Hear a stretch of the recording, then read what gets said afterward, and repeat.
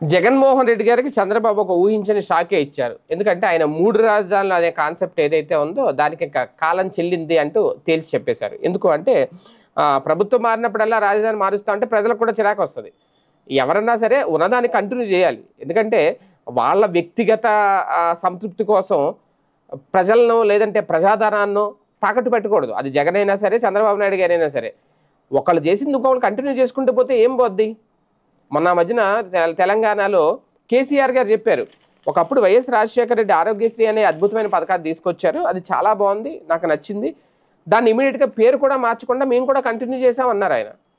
అలాగా ప్రజలకి మేలు చేకూరేది ఏదైనా ఉంది అంటే, లేదంటే రాష్ట్రానికి ఉపయోగపడేది ఏదైనా ఉందంటే దాన్ని కంటిన్యూ చేయాలి. అంతే తప్ప మీ పేరు ఉండకూడదని మా గొప్పల కోసం వీళ్ళు రాగానే వాలంటీర్ వ్యవస్థను రద్దు చేయడం, వీళ్ళు రాగానే రాజధానిని క్యాన్సిల్ చేసి ఇంకో చోట పెడతారంటే ఇవన్నీ చేస్తే ప్రజల్లో కూడా చిరాకు వస్తుంది అనమాట. ఇప్పుడు ఇదే తాజాగా ఈ 3 ముక్కలాట అనే దానికి ఇక కాలం చెల్లింది అని తేల్చి చెప్పేశారు.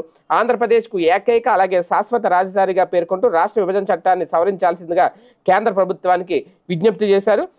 దీనికి సంబంధించి తీర్మానం కూడా ఆమోదించేశారు కేబినెట్లో. ఈ దిశగా చర్యలు తీసుకుంటే రాష్ట్రానికి చట్టబద్ధమైన రాజధానిగా అమరావతి ఆవిర్భవిస్తుంది. విభజన చట్టం 2014లోని సెక్షన్ 5 సబ్సెక్షన్ 2లో ఆంధ్రప్రదేశ్ తెలంగాణలకు హైదరాబాద్ 10 ఏళ్ల పాటు ఉమ్మడి రాజధానిగా ఉంటుందని, ఆ తర్వాత తెలంగాణకు హైదరాబాద్ రాజధానిగా ఉంటుందని, ఏపీకి కొత్త రాజధాని ఏర్పాటు అవుతుందని పేర్కొన్నారు. కేంద్రం ఏపీ కొత్త రాజధాని అమరావతి అని పేర్కొంటూ సదరు సెక్షన్ను సవరిస్తే అమరావతి చట్టబద్ధమవుతుంది. రాజధాని మార్పు నాటకాలకి దాంతో తెరబడుతోంది అని ప్రభుత్వం భావిస్తుంది. ఏదో మొత్తం మీద తీర్మానం అయితే చేసేశారు, పంపించేశారు. ఓకే, ఇది అప్పుడే చేసేస్తే అయిపోయేది కదా, 2014లోనే నోటిఫై చేసేస్తే అప్పుడే అయిపోయేది కదా, అప్పుడు చేయలేదు, ఇప్పుడు చేశారు. అందుకే ఆయన మధ్యలో అటు ఇటు అని చెప్పి ఆయన సమయం వృధా చేశారు.